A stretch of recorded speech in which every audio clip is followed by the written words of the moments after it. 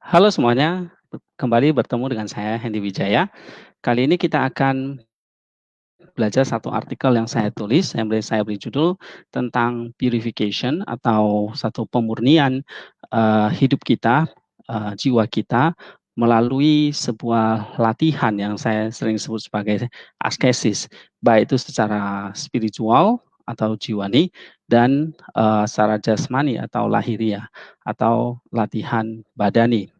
Nah, kita akan lihat sebelum kita memasuki apa sih teknik cara kita melakukan latihan jiwani dan latihan badani, kita akan pelajari mengapa kita mesti melakukan latihan seperti itu dan apa dasar kita melakukannya dan apa tujuannya kita melakukan latihan-latihan purification tersebut. Mengapa kita harus melakukan purification? Apa itu purification? Nah, saudara-saudara, eh, kebangkitan jiwa dan tubuh artinya mengenakan Kristus. Nah, kebangkitan Kristus setelah membuat kemanusiaan kita menjadi kemanusiaan baru. Sehingga kita manusia juga akan bangkit dari kematian sama seperti Kristus yang bangkit. Rasul Paulus menyatakan, sebab sama seperti maut datang karena satu orang manusia, demikian juga kebangkitan orang mati karena satu orang manusia. Karena sama seperti semua orang mati dalam persekutuan dengan Adam, demikian pula semua orang akan dihidupkan kembali dalam persekutuan dengan Kristus. 1 Korintus 15 ayat 21 sampai 22. Karena Kristus kita akan dibangkitkan. Dan kebangkitan kita berarti kita yang telah mati karena dosa dibangkitkan secara roh terlebih dahulu, yaitu kelahiran kembali, mengenakan kemanusiaan baru, yaitu kemanusiaan Kristus oleh iman dan baptisan. Kita bisa baca dalam Yohanes pasal 3 ayat 5 sampai 6, Markus 16 ayat 16, Galatia 3 26 27, Roma 6 ayat 3 dan 5, Efesus 2 ayat 1, 5 dan 8, Kolose 2 ayat 12 sampai 13 dan 1 Petrus 3 ayat 21. Nah, dasarnya adalah kebangkitan Kristus sehingga kita bisa dibangkitkan secara roh, artinya roh kita dilahirkan kembali dan disitulah artinya kita mengenakan kemanusiaan baru, yaitu kemanusiaan Kristus oleh karena iman dan baptisan. Inilah dasar atau fondasi mengapa kita mesti mengerjakan purification atau pemurnian kehidupan kita. Karena roh kita sudah dilahirkan kembali oleh kebangkitan Kristus. Nah, roh yang dilahirkan kembali inilah masih seperti bayi, seperti kita baru dilahirkan dari orang tua jasmani kita. Sehingga roh ini harus terus bertumbuh secara spiritual. Itulah artinya purification. Dan kemanusiaan Kristus yang kita kenakan ini sedang menantikan Kristus menyatakan dirinya kelak pada hari Kristus. Kebangkitan Kristus menyelesaikan general salvation atau keselamatan bagi semua manusia, dan kedatangan Dia atau parusia Kristus akan menyelesaikan personal salvation, yaitu keselamatan setiap orang, setiap pribadi, di mana tubuh kita yang hina akan diubah menjadi seperti tubuh Kristus yang mulia. Filipi 2, 20 sampai 21, yaitu tubuh rohania atau memakai rupa dari yang surgawi sehingga menjadi makhluk-makhluk surgawi atau makhluk percaya sama seperti Kristus. Dalam 1 Korintus 15 ayat 44 sampai 49, 1 Yohanes 3 ayat 2, 2 Petrus 1 ayat 4, Matius 13 ayat 43. Nah, saudara, rupa Kristus akan menjadi nyata dalam diri kita. Pertama, roh jiwa kita, kemudian tubuh kita pada hari Kristus. Sehingga kita semua mengenakan Kristus yang tidak dapat binasa dan mengalami satu kehidupan yang kekal bersama dengan Allah. Galatia 4 ayat 19, 1 Petrus 1 ayat 5, 1 Korintus 15 ayat 51 sampai 53. Jadi dasar kita mengapa kita harus menyucikan diri atau melakukan purification, dasarnya tadi adalah kebangkitan Kristus yang membangkitkan roh kita yang mati, kemudian kita dilahirkan kembali mengenakan kemanusiaan baru, yaitu kemanusiaan Kristus, dan kita menjadi manusia yang baru. Walaupun masih roh yang baru dibangkitkan, tetapi kita sudah mengenakan kemanusiaan Kristus itu. Nah, roh inilah yang harus menguduskan atau menumbuhkan roh itu sendiri, menguduskan dirinya sendiri untuk menyucikan terus atau menumbuhkan roh itu terus menjadi segambar dan serupa dengan Kristus. Inilah personal salvation yang kita mesti kerjakan. Inilah keselamatan pribadi kita yang menjadi tanggung jawab kita bersama dengan Kristus dalam bentuk sinergia. Nanti kita akan lihat apa itu sinergia, bagaimana kita mengerjakan purification tersebut. Jadi saudara-saudara, kebangkitan Kristus, kematiannya dan kebangkitannya itu memberikan kita keselamatan bagi semua manusia atau general salvation. Tetapi ketika kita mau menyucikan diri, maka itu adalah personal salvation kita. Setiap orang yang sudah dilahirkan baru dengan dasar kebangkitan Kristus tadi, maka dia dipanggil untuk menyucikan diri atau menguduskan dirinya. Kita bisa baca dalam 1 Yohanes 3 ayat yang ketiga, ayat 2 dan 3. Ya, setiap orang yang akan percaya kepada Kristus, lahir dari Kristus, dialah yang akan terus menyucikan dirinya. Kita akan lihat 1 Yohanes 3 ayat yang kedua dan ketiga. Di situ dikatakan, saudara-saudaraku yang terkasih, sekarang kita adalah anak-anak Allah, tetapi belum nyata apa keadaan kita kelak. Akan tetapi kita tahu bahwa apabila Kristus dinyatakan, kita akan menjadi sama seperti Dia. Ini personal salvation kita hari Kristus. Sebab kita akan melihat Dia dalam keadaannya yang sebenarnya. Kita akan bisa melihat Dia karena kita menjadi segambar dan serupa dengan Dia. Nah, ayat yang ketiga, setiap orang yang menaruh pengharapan itu kepadanya, artinya pengharapan kepada hari Kristus nanti atau personal salvation kita, maka kita harus menyucikan diri sama seperti Dia adalah suci. Sehingga penyucian diri dalam penantian Dia atau dalam pengharapan kepada personal salvation kita, ini adalah purification. Nah, Tuhan memanggil kita untuk menyucikan diri sama seperti Dia adalah suci. Sehingga proses kita menjadi manusia yang suci atau manusia yang kudus, ini adalah proses kita sedang melakukan personal salvation atau keselamatan pribadi. Atau exactly-nya, Paulus mengatakan kita sedang mengerjakan keselamatan itu, working out salvation. Sebab keselamatan itu sudah kita diberikan kepada kita dalam wujud benih ilahi. Kalau kita baca dalam 1 Yohanes 3 ayat yang ke-9, setiap orang yang lahir dari Allah tidak terus-menerus berbuat dosa. Itulah sebabnya lahir dari Allah berarti memperoleh benih ilahi tadi, sebab benih ilahi tetap ada di dalam dia, dan ia tidak dapat terus-menerus berbuat dosa karena ia lahir dari Allah. Jadi lahir dari Allah ini adalah satu personal salvation kita, keselamatan setiap pribadi, sehingga Tuhan memberikan kita benih ilahi. Itulah sebabnya mengapa kita lahir dari Allah secara roh, ya, seperti secara spiritual, secara jasmani kita lahir dari orang tua kita mewarisi benih atau DNA dari mereka. Nah, kalau kita lahir dari Allah, kita mewarisi atau memperoleh benih ilahi atau DNA ilahi di dalam hati kita atau di dalam roh jiwa kita. Nah, kalau itu lahir baru, dilahirkan dari Allah, lahir baru, memperoleh benih ilahi, maka di situ dikatakan tidak terus-menerus berbuat dosa. Artinya hidup yang terus-menerus menyucikan diri kita atau menguduskan diri kita. Nah, ini adalah panggilan kita di dalam penantian kita, yaitu tubuh kita yang akan disempurnakan kelak di dalam Filipi pasal yang ke-3 tadi.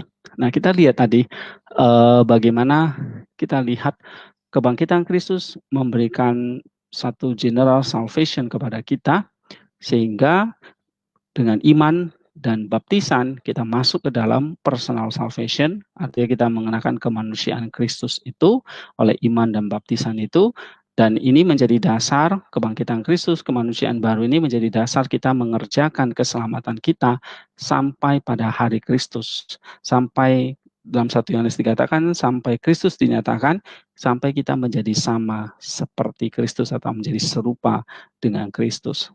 Sehingga mengapa purification? Sebab purification ini adalah tanggung jawab kita mengerjakan personal salvation atau working out our salvation, ini berarti menumbuhkan, mengkultivate benih ilahi yang sudah kita terima menjadi bertumbuh dan berbuah. Nah, dalam proses pertumbuhan dan berbuah inilah, itu artinya proses kita itu sedang menyucikan diri. Artinya kita menguduskan diri kita, membersihkan, tidak terus-menerus berbuat dosa, dikatakan tadi, melawan dosa, tapi satu sisi kita menjadi orang yang suci atau orang yang kudus, sehingga artinya kita melakukan perbuatan yang berkenan di hadapan Allah atau virtues tadi. Oleh sebab itu, Alkitab mengajarkan kita, kita bukan hanya sekedar dilahirkan oleh Allah untuk menjadi orang yang baik, tetapi adalah orang yang bisa terus-menerus menyucikan diri, tidak berbuat dosa, dan menjadi sama seperti Kristus. Sehingga purification itu apa? Purification itu adalah bagaimana kita mulai memurnikan jiwa dan kemudian tubuh kita, sehingga kita bisa melawan atau menyalibkan, mematikan dosa-dosa yang ada di dalam diri kita, dan pada saat yang bersamaan kita bertumbuh menghasilkan buah ataupun sifat karakter seperti Kristus. Kenapa? Karena kita sudah mewarisi benih atau karakter dari Kristus, yaitu benih ilahi tadi atau DNA yang bisa, kalau dalam ilmu kedokteran, ilmu biologi itu disebut DNA. Nah, saudara-saudara, ini yang kita mesti kerjakan. Ada banyak artikel yang sudah saya bahas tentang topik ini ya, tentang pembaruan manusia baru, kemanusiaan Kristus, manusia yang baru itu berarti manusia yang lahiria dan batinia yang harus diperbarui, bahkan juga tentang spermateusi, benih ilahi, kemudian tentang fondasi manusia ilahi, fondasi pertumbuhan dan pemuliaan, tangga keselamatan dan sebagainya. Nah, saudara bisa mempelajari artikel ini, nanti akan saya share di YouTube juga. Sekarang kita masuk kepada apa inti dari purification. Tadi bagian yang pertama, dasar purification itu adalah kebangkitan Kristus, kelahiran baru, benih ilahi tadi yang kita warisi menjadi anak-anak Allah, dan benih inilah yang harus proses mengalami pertumbuhan. Itulah yang disebut dengan purification. Proses menuju menjadi makhluk surgawi, atau yang tadi saya katakan menjadi serupa dengan Kristus, ini adalah satu proses pemurnian jiwa dan tubuh. Saya ambil dalam Roma pasal 12 ayat 2 dan Roma 12 ayat 1. Nah, pemurnian jiwa kita bisa baca dalam Roma 12 ayat 2, janganlah kamu menjadi serupa dengan dunia ini, tetapi berubahlah oleh pembaruan budimu. Nah, di sini lebih tepat pembaruan nusmu, ya, sehingga kamu dapat membedakan mana kehendak Allah, apa yang baik, yang berkenan kepadanya dan sempurna. Kemudian purification bukan hanya proses pemurnian jiwa, tetapi ini juga adalah proses pemurnian tubuh. Roma 12 ayat 1. Karena itu saudara-saudara, oleh kemurahan Allah, aku menasihatkan kamu supaya kamu mempersembahkan tubuhmu sebagai persembahan yang hidup, yang kudus, dan yang berkenan kepada Allah, itulah ibadahmu yang sejati.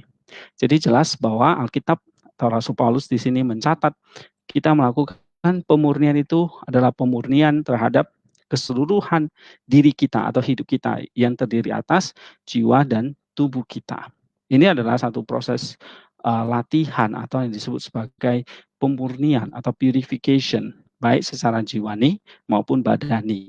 Dan latihan ini sering juga disebut sebagai disiplin atau askesis, ya, sehingga istilah seperti askesis, disiplin itu menunjuk kepada latihan jiwani dan badani, dan ini adalah satu proses kita mengerjakan pemurnian atau purification atau mengerjakan keselamatan kita atau mengelola, mengkultivate benih ilahi. Seperti yang Rasul Paulus katakan, aku menanam, Apolos menyiram, dan Allah yang memberi pertumbuhan.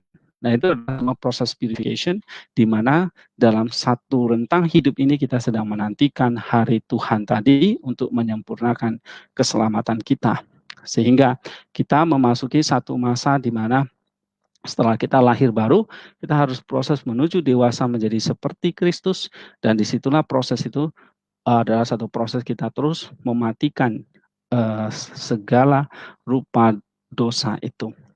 Nah, ini yang kita mesti kerjakan. Itulah sebabnya waktu kita menjadi lahir baru, menjadi orang Kristen, percaya dan dibaptis, bukan berarti pekerjaan kita selesai, tapi kita masih harus working out, mengerjakan personal salvation kita sampai rupa kita menjadi nyata, menjadi seperti Kristus tadi. Purification mencakup keseluruhan baik jiwa atau roh ya dan jasmani.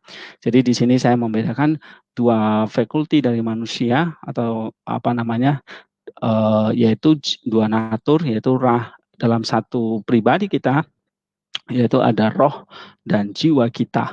Nah, roh atau roh dan tubuh kita.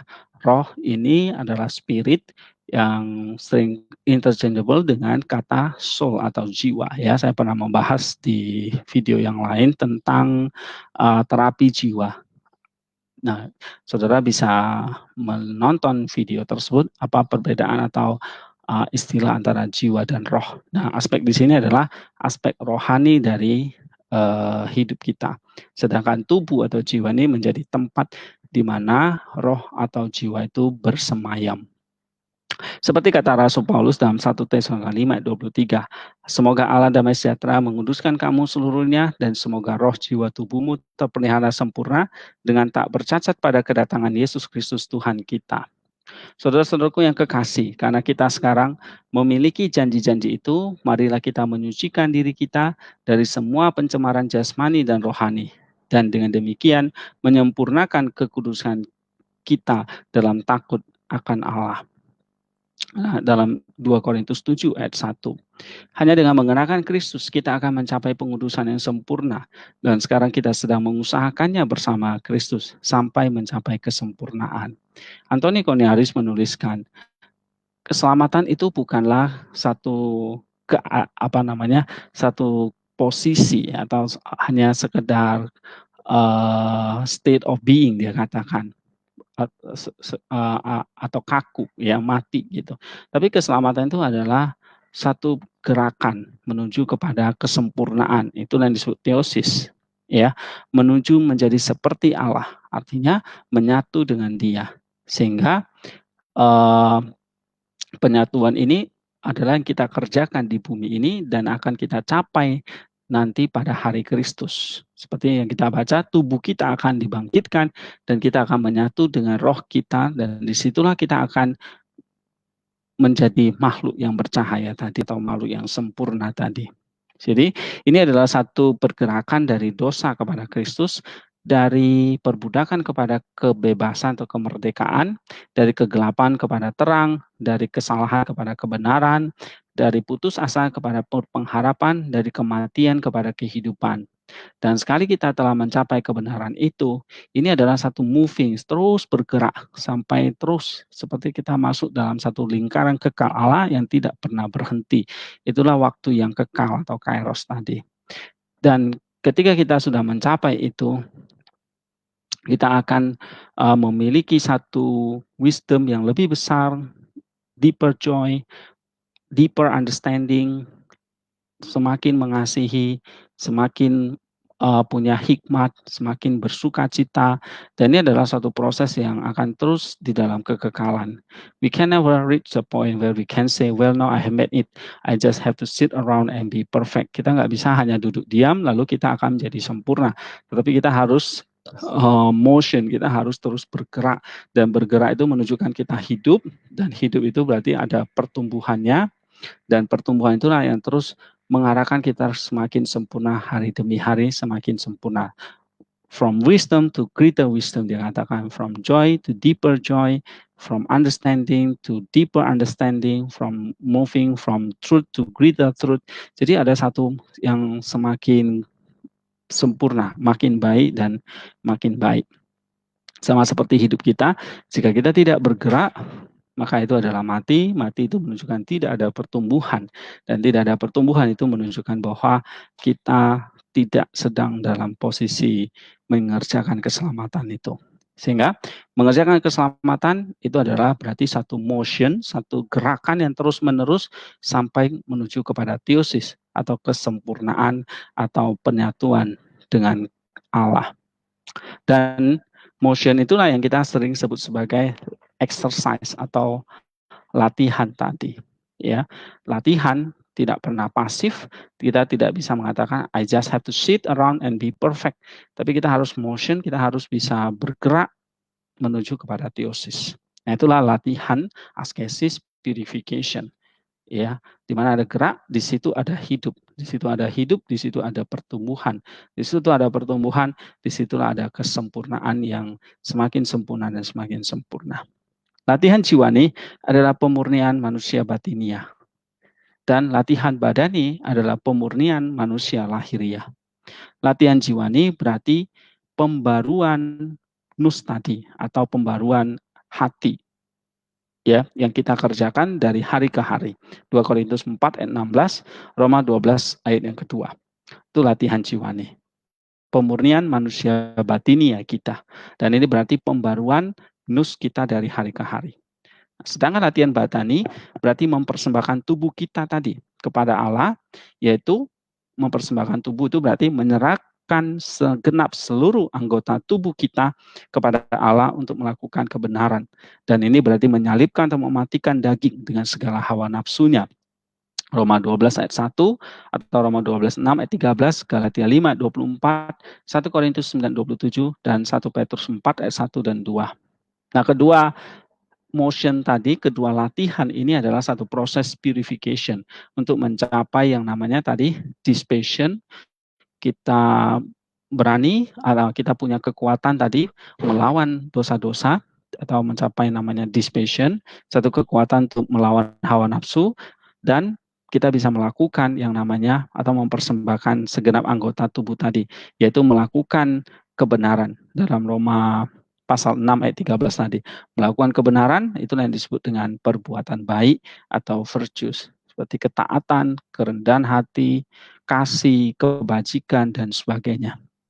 Nanti kita akan lihat seperti apa latihan-latihan tersebut. Yang pertama kita akan bahas latihan jiwani. Latihan jiwani memimpin kepada latihan badani. Nah, ini satu poin yang penting ya, yang kita mesti pahami. Jadi tadi ada dua purification atau dua motion kita menuju kepada theosis, sebab kita terdiri dari jiwa dan tubuh tadi, yang rohani dan yang jasmani. Sehingga ini adalah kedua motion yang kita mesti pimpin bersama. Latihan jiwani yang menentukan latihan badani. Sebab jiwa atau hati kita yang memimpin tubuh kita. Perangkat jiwa kita harus menguasai tubuh atau anggota tubuh itu. Kenapa? Karena jiwa kita yang terlebih dahulu telah dipulihkan oleh Kristus. Yang tadi saya katakan, jiwa kita yang atau roh kita yang telah dilahirkan baru oleh Kristus. Nah, itulah roh atau jiwa kita, inilah yang harus terus bertumbuh untuk mengarahkan badan ini kepada theosis, tubuh ini kepada kesempurnaan. Oleh sebab itu, latihan jiwa ini memegang peranan yang sangat penting. Dan ini yang harus terus ditumbuhkan gitu. Perangkat jiwa kita yaitu nus telah menjadi hidup dan pulih, sehingga nus inilah yang bisa terus-menerus diperbarui. Roma 12 ayat 2 tadi, supaya kelak kita bisa melakukan pekerjaan yang baik. Efesus 2 ayat 10. Ya. Dan dalam Efesus 2 ayat 1 dikatakan kita telah mati. Pendahulu kita telah mati. Yang disebut mati ini adalah kematian spiritual. Kematian dari nus kita atau perangkat jiwa kita. Nah, perangkat jiwa kita yang paling penting itu adalah nus itu, yang merupakan esensi dari jiwa kita, bahkan energi dari jiwa kita, ya. Dan ketika jiwa kita diciptakan serupa dengan gambar Allah, maka di dalam jiwa tadi itu ada namanya nus sebagai gambaran Allah Bapa, kemudian ada spirit, itu gambaran dari Roh Kudus, kemudian ada ekspresi atau pernyataan dari Allah Bapa, yaitu logos. Inilah dalam nus itu akhirnya memiliki energi, ya, atau logos tadi, seperti dalam wujud pikiran-pikiran, rasio, ya, emotion atau emosi, dan juga desire atau nafsu. atau keinginan dari jiwa itu. Nah, energi dari nus itu, nus inilah yang memimpin energi tadi, atau yaitu pikiran-pikiran, emosi, desire atau nafsu tadi, tapi sekaligus ini ada di dalam yang namanya the spirit tadi yang memberi kehidupan dari nus tersebut. Jadi kalau tanpa ada spirit, maka nus itu akan mati adanya. Nah, spirit itu berasal dari spiritnya Allah yang dihembuskan oleh Allah ketika Allah menciptakan kita manusia. Nah, spirit ini berasal dari rohnya Allah yang kekal, sehingga substansinya, hakikatnya nus kita atau roh kita, jiwa kita itu adalah kekal adanya. Namun karena violation, karena melanggar akan perintah Allah, ini menyebabkan sumber kehidupan dari nus tadi atau roh spirit tadi itu terputus dari Roh Kudus atau dari Allah, sehingga tidak punya lagi daya aktif, daya energi dari nus tadi untuk terus bertahan. Dan akibatnya energinya akan makin lama makin habis, dan itulah yang menyebabkan manusia itu dying, mati dari awal secara spiritual tersebut. Nah, ketika nus ini tidak berdaya, maka dia dikontrol oleh tubuh tersebut. Nah, tubuh ini yang diciptakan pada awalnya itu adalah baik, ya, dan karena melanggar itu juga akhirnya terkena dampak. Oke, terkena dampak dan akhirnya tubuh ini tidak bisa terus diberi kekuatan oleh nus atau jiwa tadi, dan pada akhirnya tubuh ini juga akan binasa, ya, karena tidak punya kekuatan untuk menopang tubuh tersebut. Sebab apa? Sebab tadi nus atau jiwa tadi sudah pelan-pelan mati karena tidak lagi disuplai oleh energi dari Allah. Nah, tetapi ketika nus itu dilahirkan kembali melalui iman dan baptisan tadi, maka itu diberi kekuatan lagi, atau yang tadi saya sebut sebagai benih ilahi tadi, sehingga nus itu menjadi hidup lagi dan dia akhirnya kembali kepada proses pemulaan lagi pada Tuhan menciptakan itu, yaitu apa? Untuk memperbarui nus itu sendiri, dan juga sekaligus pada akhirnya nanti dia akan memimpin tubuh ini untuk hidup di dalam kekudusan. Nah, kita akan lihat seperti apa nus ini harus ditumbuhkan. Tidak lain harus melalui latihan atau purification ini, atau pembaruan dalam Roma 12 ayat 2. Latihan jiwani atau pembaruan nus ini adalah satu pergumulan melawan atau menyalipkan daging dengan segala keinginan tubuh atau daging itu. Ya, mengapa demikian? Seperti pergumulan Rasul Paulus, demikianlah aku dapati hukum ini. Jika aku menghendaki berbuat apa yang baik, yang jahat itu ada padaku. Sebab di dalam batinku aku suka akan hukum Allah. Tetapi di dalam anggota-anggota tubuhku aku melihat hukum lain yang berjuang melawan hukum akal budiku dan membuat aku menjadi tawanan hukum dosa yang ada di dalam anggota-anggota tubuhku. Roma 7 ayat 21 dan 23. Ada pergumulan memurnikan tubuh melalui pemurnian batin di sini. Kemudian dalam Roma 7 ini ada 3 hukum di sini. Ada hukum Allah, hukum nus atau hukum akal budi tadi, ada di dalam batin atau jiwa manusia. Sedangkan ada lagi yang namanya hukum dosa, ada di dalam anggota-anggota tubuh kita. Jadi diri kita, nus atau jiwa roh ini memang berbeda dengan tubuh, tetapi tidak dapat dipisahkan. Kita adalah satu kesatuan dari jiwa dan tubuh, tetapi bisa dibedakan. Sehingga Rasul Paulus menuliskan ada 3 hukum di sini yang jelas, yaitu hukum Allah, kalau menurut Sigmund Freud ini seperti super ego, lalu ada hukum nus yang ada di dalam batin atau jiwa kita, yang tadi merupakan perangkat dari jiwa yang paling penting, yaitu nus, esensi dari jiwa, yaitu nus, energi dari jiwa, itu juga nus, ada hukumnya. Lalu sisi lain, karena kita jiwa itu atau nus itu ada di dalam anggota-anggota, bersemayam di dalam anggota-anggota tubuh yang pada awalnya diciptakan untuk memberikan satu kekuatan untuk mendorong tubuh itu semakin memuliakan Allah, ya, sehingga dari gambar itu menuju kepada rupa. Tetapi karena nus itu terpengaruh oleh godaan-godaan jahat, sehingga pada akhirnya dia melanggar perintah Allah dan nus itu perlahan-lahan mati yang menyebabkan tubuh ini juga binasa. Nah, sehingga dalam tubuh ini juga ada yang namanya hukum. Nah, karena manusia telah jatuh ke dalam dosa dan nus itu sedang dying, maka ada hukum dosa di dalam anggota-anggota tubuh kita. Nah, itulah sebabnya mengapa kita perlu melawan hukum dosa ini. Nah, inilah kita perlu yang namanya melakukan latihan jiwani atau pembaruan nus ini.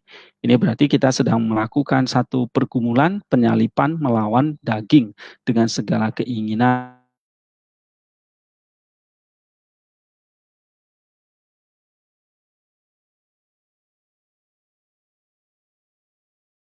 hukum Allah dan hukum dosa.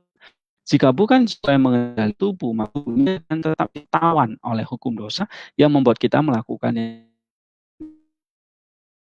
Jadi kerja dosa, perbuatan-perbuatan jahat yang dilakukan oleh anggota tubuh kita itu tidak otomatis muncul begitu saja. Ada kerja hukum dosa di dalam jiwa atau di dalam batin kita.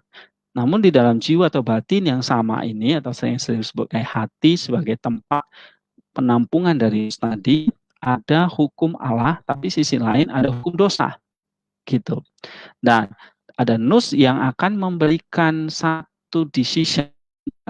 Itu yang oleh Sigmund Freud itu sering disebut sebagai ego. Nah, ego ya, dengan kebebasan dia bisa it sebagai hukum dosa atau super ego atau hukum Allah. Nah, sama seperti yang dijelaskan dalam Roma pasal 7 ini, ya, jiwa harus mengendalikan atau menguasai tubuh. Pemurnian jiwa atau latihan jiwa ini hukum Allah di sini tentu hukum Taurat yang telah Kristus Roma 10 ayat 4 dan telah sempurna dan selesai. Ya, saya pernah membahas ini. Maka hukum nus ini harus diperbaharui. Roma 12 ayat 2. Bukan hukum Tauratnya atau hukum Allahnya, karena hukum Allahnya sudah selesai, sudah sempurna, sudah selesai, yaitu sudah digenapkan oleh Kristus. Tetapi hukum nus ini yang masih, itulah artinya latihan jiwani, latihan seperti proses pembaruan nus, supaya dia bisa menaklukkan hukum dosa di dalam jiwa tadi. Nah, kalau dalam jiwa itu gagal ditaklukkan, maka manifestasinya adalah perbuatan daging yang dilakukan oleh anggota tubuh kita. Itu yang disebut oleh dosa. Kenapa? Karena itu adalah perbuatan-perbuatan daging yang pada dasarnya melanggar perintah Allah. Nus ini menjadi sentral yang menentukan gelap terangnya tubuh kita, seperti yang diajarkan oleh Kristus. Matamu adalah pelita tubuhmu, jika matamu baik, teranglah seluruh tubuhmu, tetapi jika matamu jahat, gelaplah tubuhmu. Lukas 11 ayat 34. Nah, nus adalah mata batin, rohani kita. Nus adalah esensi dan energi dari jiwa kita. Ya, sebab itu Kristus mengajarkan demikian. Sebab dari dalam, dari hati orang timbul segala pikiran jahat, pencabulan, pencurian, pembunuhan dan sebagainya. Markus 7 ayat 21. Sehingga di sini jelas dalam Markus 7 ini memperbarui batin, ya, dari dalam itu berarti dari batin atau dari hati orang lewat pembaruan nus ini sangat sentral. Peran sebenarnya tadi namun pencurian pembunuhan itu hanyalah manifestasi dari anggota-anggota tubuh kita kan oleh hukum dosa atau it tadi atau hukum daging tadi atau yang sering disebut sebagai patos, ya. Patos ini seperti nafsu atau epitumia, nafsu daging yang bercokol, yang terus bercokol di dalam jiwa atau hati kita untuk menguasai baik itu perangkat jiwa dan anggota-anggota tubuh kita. Tetapi kita memiliki hukum Allah dan hukum nus inilah yang harus terus dijaga, dilindungi, dilatih untuk bisa memilih hukum Allah, bukan hukum dosa tadi.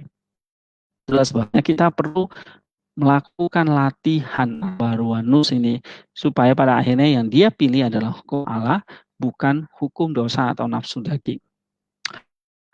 Kita lanjutkan. Latihan jiwani menghasilkan Kristus. Jadi kalau memperbarui nus, melatih jiwa, itu maksudnya adalah nusnya Kristus. Sedangkan latihan badani tentu Kristus. Sehingga latihan kita adalah sangat Kristus sentris. Sebab di luar Kristus berdaya, kita tidak bisa berlima. Ya, dialah yang melahirkan baru kita, yang membuat nus itu jadi hidup kembali, itulah lahir baru, memberikan kita benih ilahi, kekuatan ilahi. Nah, kekuatan itulah yang harus kita kelola untuk menghasilkan pikiran Kristus dan perbuatan Kristus. Latihan jiwani menghasilkan pikiran Kristus, latihan menghasilkan perbuatan Kristus. Latihan jiwani harus dijalani Kristus, sehingga kita memiliki pikiran Kristus atau nus Kristus. Dasar Alkitabnya adalah 1 Korintus 2 ayat 16. Hanya Roh Kudus yang mengetahui pikiran Kristus. Ya. 6 1 Korintus ayat 11. Jadi kalau hanya Roh Kudus yang mengetahui pikiran Kristus, maka Roh Kudus ini yang menghadirkan atau membawa pikiran Kristus ke dalam kita. Nus yang tentu berinteraksi dengan Roh Kudus. Nah, bagaimana nus ini berinteraksi dengan Roh Kudus? Tentu Tuhan sendiri mengajarkan kita sarana atau cara-cara kita berinteraksi dengan Roh Kudus. Karena dia adalah roh, maka interaksi kita itu sifatnya roh. Di doa, puasa, berjaga-jaga, sakramen, membaca kitab suci, sembahyang atau ibadah. Nah, jadi semua kegiatan ini secara fisik memang kita lakukan, tetapi hidup secara roh. Kita sedang Roh Kudus untuk membawa atau menghadirkan pikiran Kristus. Dengan pikiran Kristus, maka ini akan memimpin tubuh kita untuk melakukan atau menghasilkan perbuatan Kristus. Kira-kira gitu, ya. Hidup yang bijaksana adalah hidup yang menjemput pikiran Kristus dalam doa, masuk ke dalam hati, sehingga menguasai perangkat batin, ya, pikiran kita, perasaan kita, kehendak kita, yang kemudian itu akan dinyatakan dalam perbuatan Kristus, yaitu ketaatan. Namun iblis tentu tidak tinggal diam untuk menggagalkan kita. Sebab itu kita perlu berjaga-jaga. Ini adalah langkah kedua kita setelah kita berdoa. Membentengi nus jika kita hanya menjaga-jaga saja. Kita perlu dengan Roh Kudus berseru dalam nama Tuhan Yesus, dan bentuk sama ikut sakramen, ekaristi, perjamuan kudus dalam ibadah, serta sembahyang secara teratur, membaca kitab suci. Nah, itu adalah sinergi yang kita harus terus tingkatkan untuk meningkatkan keberjagaan kita.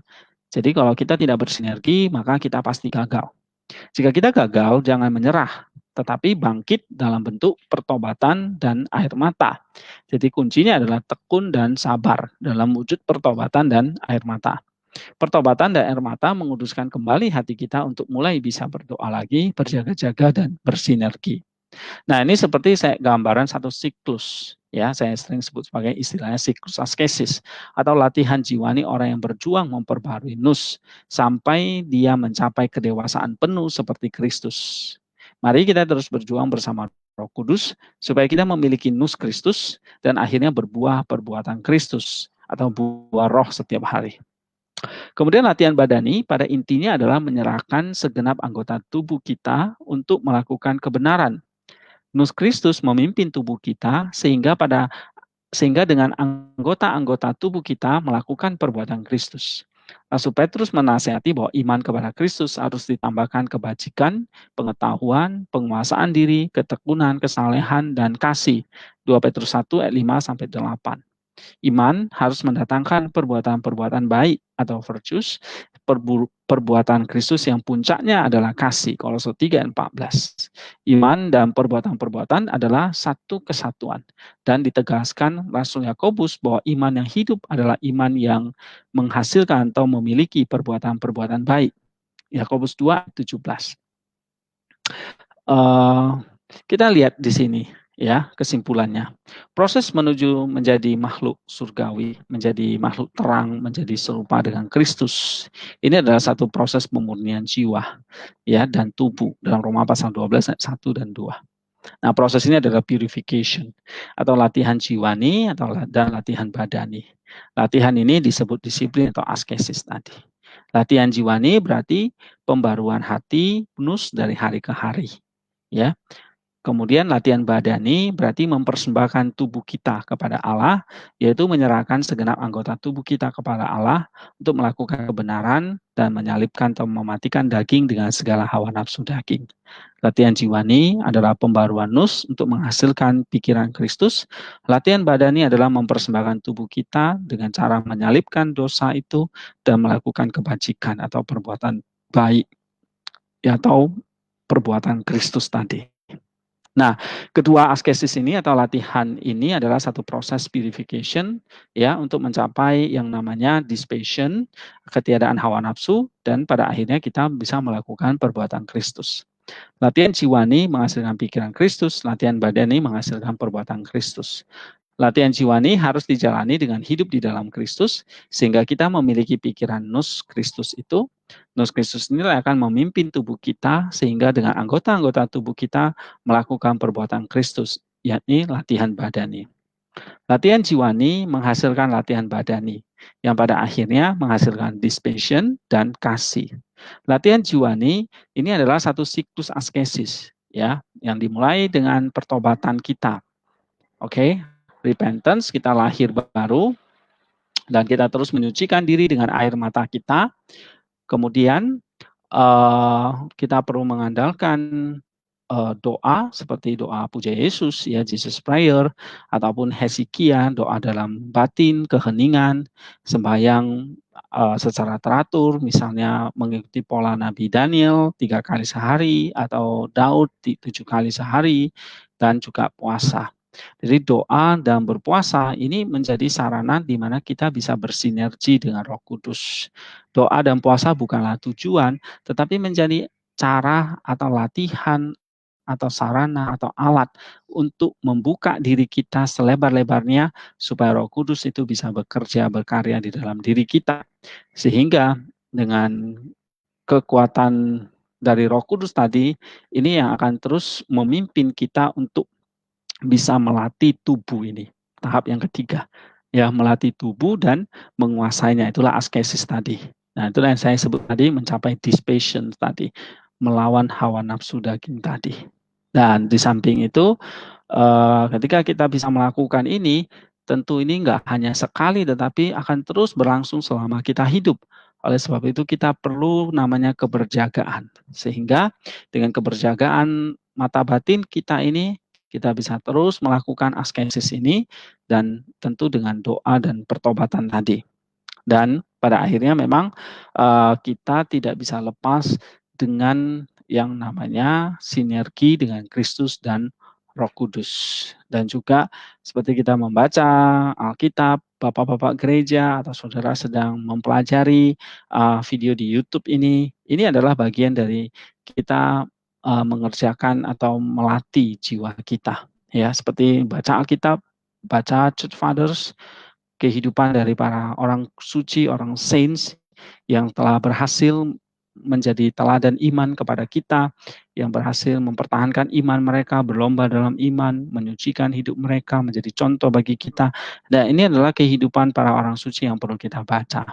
Dan ini semua sekali lagi, inilah hanya cara latihan yang pada esensinya adalah baik itu sinergi, membaca kitab suci, ya, nepsis, askesis, berdoa, bahkan repentance setiap hari dan air mata, semua latihan jiwani yang pada akhirnya akan menghasilkan satu latihan badani kita untuk memimpin tubuh ini menaklukkan dosa dan menghasilkan perbuatan Kristus atau kasih itu. Sehingga kita sekarang masuk ke tahap yang akhir. Oh ya saudara, ini link sekali yang pernah saya tulis ya, tentang bagaimana kita membaca kitab suci, bagaimana kita bersinergi, bagaimana kita askesis, bagaimana kita berdoa dan sebagainya. Ini ada banyak artikel di sini yang akan nanti saya video ini. Kemudian selain latihan jiwani juga ada seperti sakramen, itu juga penting sekali. Kita terus menyatu dengan tubuh dan darah Kristus. Latihan badani adalah melakukan perbuatan-perbuatan Kristus, peripateo Christu, ya 1 Yohanes 2 ayat 6, yaitu menyalibkan daging dengan segala hawa nafsunya, tinggal di dalam terang, dan melakukan perbuatan-perbuatan baik, yaitu tinggal di dalam kasih atau virtues tadi. Latihan badani bersumber dari latihan jiwani, yang tadi saya jelaskan. Latihan badani harus dilandasi oleh iman sehingga berkenan kepada Allah. Apa saja latihan badani yang penting? Tadi ada 2 hal, itu menyelipkan daging dengan segala hawa nafsu dosa, pada puncaknya adalah kasih, yaitu perbuatan-perbuatan baik. Apa yang harus kita lakukan? Iman, terus bertumbuh, takut akan Allah, penguasaan diri, sabar, ya, pengharapan, dispassion, dan kasih. Oke, ini ada banyak link yang membahas tentang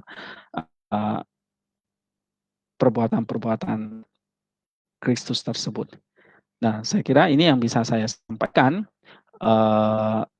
kepada kita semua. Semoga dengan mempelajari ini atau dengan menonton ini, saudara bisa dibantu untuk terus mengerjakan keselamatan kita dengan cara kita memperbarui jiwa kita dan tubuh kita, dan tujuan hidup kita terus moving, terus motion, bergerak, dan itu menentu kehidupan. Jika bumi berhenti, maka hancurlah kita. Begitu juga jika kita pasif, maka hancurlah keselamatan yang kita miliki. Oleh sebab itu kita harus motion toward theosis. Itulah salvation. Salvation adalah motion, latihan menuju kepada kesempurnaan. Terima kasih semua. Semoga Tuhan memberkati kita semua hari ini. God bless us.